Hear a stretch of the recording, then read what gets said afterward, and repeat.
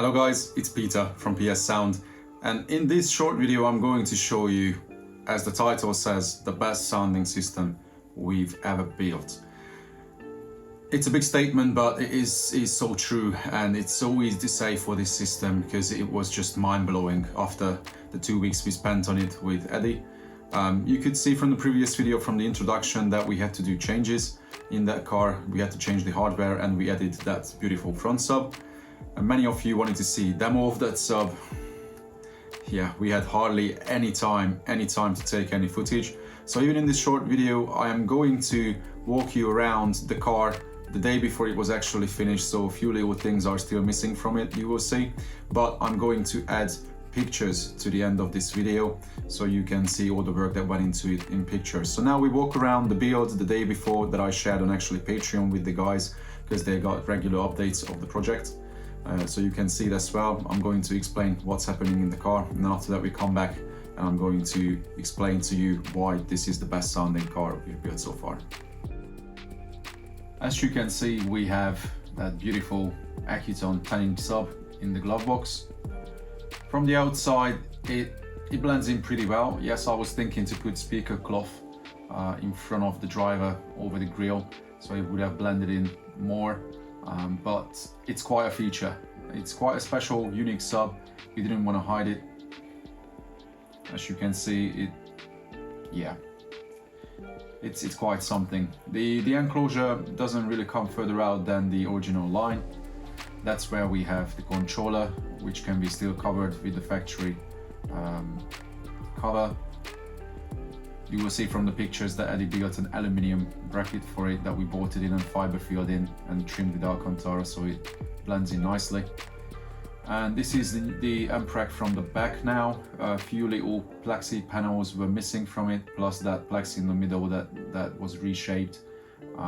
But everything seemed to be just a bit more polished than where we left it last year, when we spent 53 days on it last year. And this is the new look of the trunk.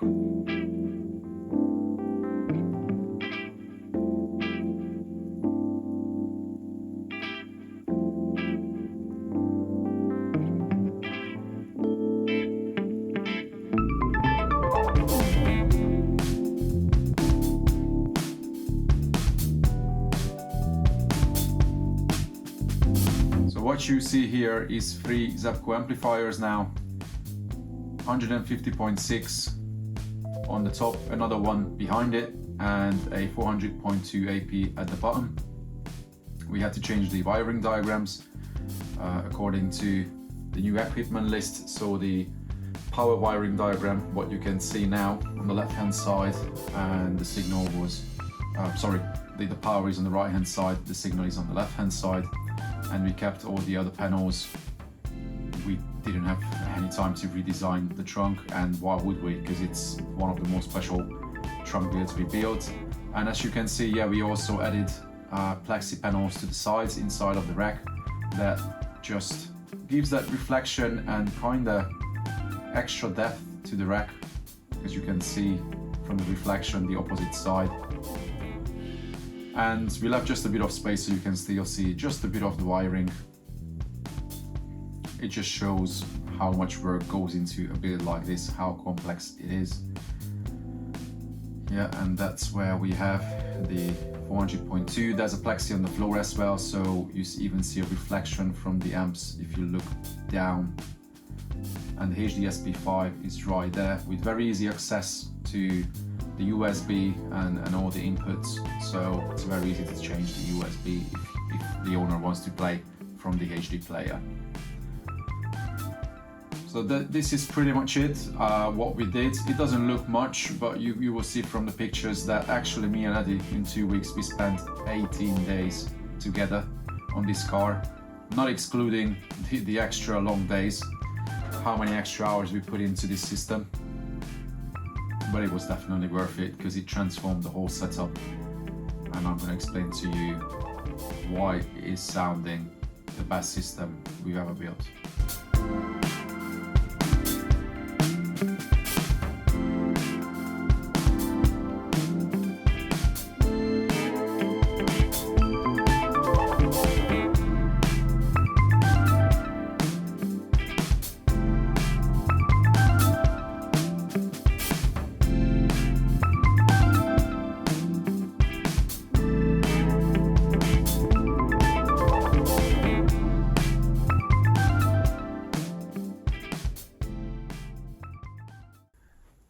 many people were asking what problems we had with the previous hardware, and I made it clear that I'm not gonna explain it online.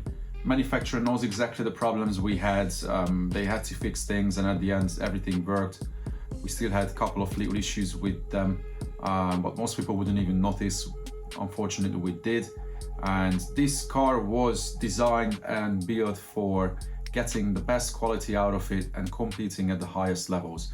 So people have to understand when they want a system like this, there's just no chance for cutting corners or sacrificing anything.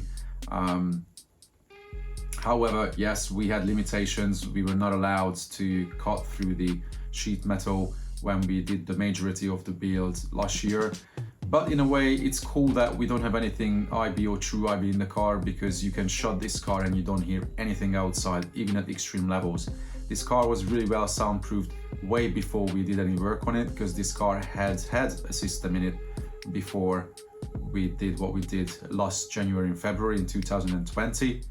If you haven't seen this build, by the way, go to the description. You can see the link to the playlist. You can see probably like 10 videos showing the whole build, how the mid bass was installed in the kicks in sealed enclosures using the floor space as well, how the dash was taken out for the installation of the mids, how the tweeters or the rear fill in the C-pillars were built, the whole amp rack, the whole wiring. There's just so much content from this car. Everyone can see what went into it. And as I said, you know, last year we put 53 days into it, now 18. So the car as it stands at, you know, 71 days. And in real words, if you were not doing long days and, you know, sometimes really crazy long days, you are looking at easily like an 80-90 day build. That's what it takes to build something this crazy when you want the ultimate best sound quality. So yes, we use the same amplifiers I tend to use these days, and we use the same DSP I use a lot. I know it's getting boring and I get comments on that, but honestly, when I can deliver the same quality consistently every single time, and I know the equipment, and no one has had any problems with those amplifiers. They are clean, they are transparent, detailed, very dynamic. They have, I don't want to swear, but so much headroom. Previous amps had 300 watts per channel. Did we ever see that power? Never, because it was running fully digital. To the time you do your EQ work, you do your tune setup to get the best balance response out of the speakers, you lose so much from the headroom, and you can't compensate when you run digital.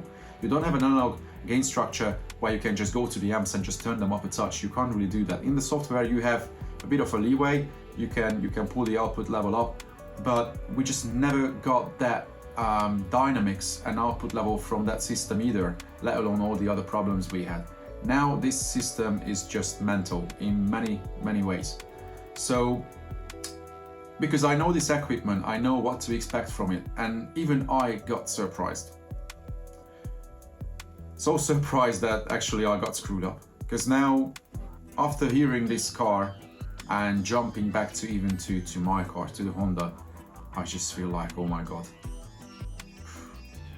You realize the limitations of cars and installations, and I know the limitations of my own car as well. And quite many of my customers asked, you know, Pete, why is the Insignia is the best system you've ever built? Why is it so much better than Honda, your own Honda, or like Chris's TT? Chris's TT is possibly the other car behind this build, very close. Well, first of all, as you can see from the mid-bass installation, the mid-bass in this car is the furthest away. So far away, further away than the mids on the dash, that it just helps to pull everything so far out. The mid-bass really feels like it's, you know, beyond the line of the windscreen. It's just like coming from the outside, and there's zero rattle, nothing. The response from the drivers is also great. There's no huge acoustical issues in those locations. In the bandwidth where those drivers work, we didn't have to struggle to get decent response, which helps to locate everything straight up on top of the dash. And if something is played in mono, everything comes like from the center speaker on the dash. It's mental. then yes, this car also has a 10-inch sub up front now. And actually, when people said that, hey, yeah, but this is quite an expensive sub, is it really worth it? Not for the boomers, not for those who want to go crazy loud and want,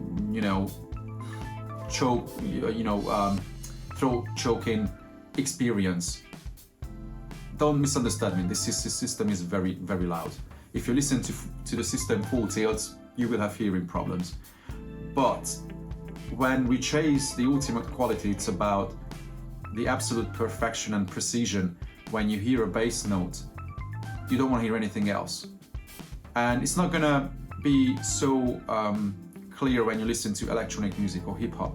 But when you listen to acoustical music, real instruments, really well recorded instruments, you will be able to tell it. There's just no overhang whatsoever. On Friday, quite many people came to see this car, and it's better I didn't even advertise it, because I think we had 6 people at the end in the workshop. So some people could hear this setup. And the 2 things that really was outstanding for everyone is that there was just no overhang on the system. When a note stopped, then, it was just mental. And the second was the attack. The attack on the system is just something I've never heard. So instant, spot on, straight on, in the whole frequency range that is just, honestly, it's mind-blowing. And for me, for them, these were the 2 things which were the most astonishing. But for me, the craziest was that this car had 0 rattle. And you know me, I hate door builds. I hate mid-bass indoors, and people say, no, it can be done. Yes, but then they put in a bracket that, yeah, you have to spend 100 or 200 hours on a door build. No, realistically, when you do a normal door build for a mid-bass, where you spend a few days on treating them in and outside, you stiffen things up, service holes can be covered with aluminum sheets or you fiberglass over them. You can do all sorts of crazy stuff. You can even use a stethoscope to listen to buzzes and rattles, and then treat those rattles till you minimize everything. It's still not going to be as rigid and as clean as having an enclosure or having a IB build in the kicks, where the mounting is, let's say, welded to the chassis of the car, so nothing can move and rattle. Compare it to like a home hi-fi high-end system experience when you sit down and you don't hear any rattle. It's just game changer. Exactly the same thing we had in the BMW 6 GT after I did that mid-bass change through the floor. You could see from one of the previous videos. Even the owner mentioned that it's just such a game changer when you have no rattles with the mid-bass. But in this car, literally nothing. In some other cars, when you turn the system up, certain things come alive. On the roof here and there, the factory trims and whatnot, something will give a clue where the sound comes from. In this car, there's just nothing. It's mental. And I left the owner's Fiio player once on top of the dash, and I was playing a drum test, and I was just like, let's see what the system is capable to do. And it was mental. It felt like the dash wanted to just crack in half. The kick bass and the upfront bass was just so on point and just so full-bodied that it really felt like the dash is going to move and fall apart, and the player on the top of the dash was just moving, sliding down, but nothing rattled. So yeah, but then this is the amount of work you need to get it done. And as I mentioned, if you haven't seen what work went into this car, go to the description, check the whole playlist. You will see how much work we put into it. And actually, it's not even that much. I've heard about big competitors' builds in the US where they spend not 70, 80 days on them. So roughly, in time, let's say 550 or 600 hours or 700 hours in a car, they spend thousands of hours on the car to get something astonishing. And considering that, I think what we've done with this car is very special, and I just wish that many people will be able to listen to this. I know the owner is happy to take this car all over the place through the competition, through Emma and Aya. So you will be able to see this car in Europe here and there, and I'm sure he's more than happy to show it to you. Don't miss it. When you see this car, ask the owner for a demo, and even if you just listen to 2 or 3 songs, do it. That's the best way to learn.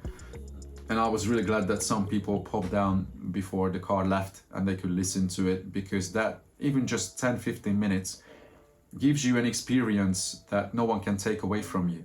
That gives you a reference that, you know, you can spend hundreds and thousands of hours on the internet searching for bullshit, what people consider as the best, what's the best equipment. It's not about that. Yes, you need good equipment, but when you have a great installation, magic happens, especially when you have equipment what we used in this car. Regarding the equipment, so there was nothing surprising for me, because I know everything, pretty much everything from the equipment list. Accuton, as I mentioned, I can't find anything else on the market right now that would do this low level of distortion, and it's so revealing. It shows everything.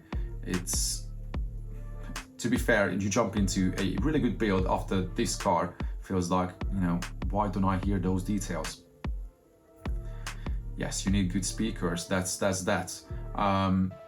But one thing that surprised me was actually, you will see from the pictures that we changed the deck modules in the DSP. And many people think just because Zapco designed this DSP in a way that it's modular and it can be upgraded, then the standard deck in it is not good enough. The funny thing is that the standard is also awesome. I can put it against pretty much anything on the market. That DSP sounds great even with the standard deck.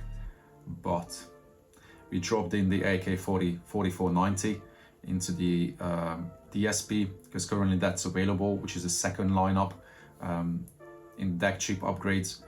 And oh my god, you know, I have exactly the same amp, same hardware, even the same RCAs, the same speaker cables. I have everything exactly the same like this guy. But what I could hear, especially through the tweeters, it was just something special, something that, you know, even home hi-fi people can ever dream about. The detail and transparency that was coming through the system. I didn't want to give the car back, put it this way. And now my brain is thinking about solutions, what I could do in the Honda just to change things, how I could change the install just to get just a little bit better out of it. Yeah, it's my problem. But then if I settled, then I wouldn't even push any other system any further. That's why systems like this can be created when an owner also allows me to build something, you know, that doesn't have much limitations. Then I can be creative with speaker mounting, installation, different material selections, and yeah, I can't wait to build something this crazy in the future. And yes, those people who think that these amps are not good enough, I can tell you, in the system now I could hear them, that they are really up to very expensive amplifier levels. That is not the weakest point in your system. If you think you've done everything, you have the best tune, the best installation, the best speakers, then maybe if you have all that money, then okay, fair enough, find something better. And would more expensive amplifiers and more special amplifiers bring something more out of the system? I'm not too sure. I'm sure, yeah, so I know a few amps, but they are mega expensive. Then you are playing up at the levels where, yeah, you have to get really deep in your pocket. Finally, there are 2 amplifiers there which are waiting for testing. So I will be able to see whether they truly make any difference. This is going to be another video when I get around it. Micro Precision amplifiers. I know for many people Micro Precision is a new brand. They don't even know their speakers. They also make now amplifiers. So this is the 7 series monoblock. But you know, if you wanted 6 of these for a three-way front end, that's 6 grand over here. You know, 6 channels from Zapco is under 2K, is 1.7K at the moment, if prices don't change, because everything is changing these days. But you know, this is 3 times more for 6 channels. Would it sound 3 times better? We will see. We will see whether it makes a difference. I'm very interested, and I'm super happy to be in the position that I can test equipment like this. let alone, you know, they have a big fortune amplifier, which is super expensive, and I've heard very good things about it.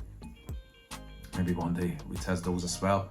But as I say, don't go crazy. Just get the best speakers you can afford, get the best installation, spend money on installation. You could hear the owner of the BMW 6 GT as well, and he also mentioned that you can have a budget limit for equipment, but for installation, prepare for a bigger bill actually. And that's why most people get it wrong. Like I have a guy who wants to come to me now from Spain to get his system tuned, and he sent pictures over from the installation, and I can see that unfortunately there's only so much you can do with tuning as well. You won't see magic happening when the installation is poor, and that's what people have to understand. If you want the best, don't cut corners on the installation.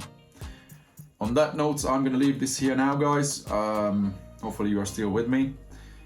Go to description, then you can see this whole build, and enjoy the pictures now. I'm gonna have a slideshow to the end. You can see what we did in 2 weeks with Eddie. You can see all the work that went into this front sub installation and into the amp rack. Oh, by the way, yeah, that front sub box was built like a tank.